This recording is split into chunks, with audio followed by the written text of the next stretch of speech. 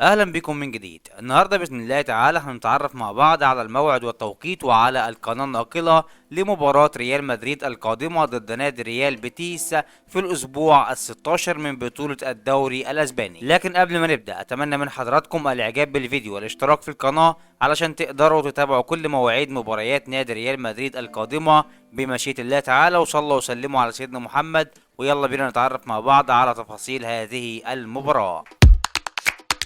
Audio Jungle.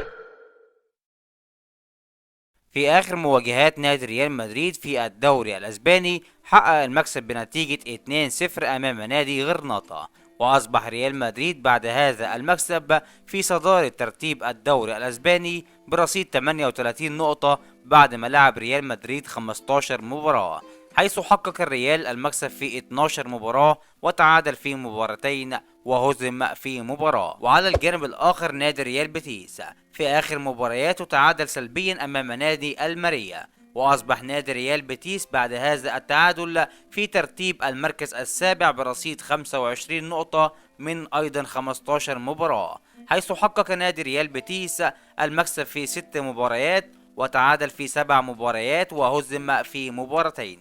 وفي المباراة القادمة سوف يستضيف نادي ريال بيتيس ريال مدريد على أرضه ووسط جمهوره يوم السبت المقبل الموافق 19/12/2023، على أن تنطلق المباراة في تمام الساعة 4:15 مساء بتوقيت المغرب والجزائر وتونس، 5:15 مساء بتوقيت مصر والسودان، 6:15 مساء بتوقيت السعودية والعراق، على أن تنقل هذه المباراة وتذاع لحضراتكم عبر قناة بي إن سبورت 1.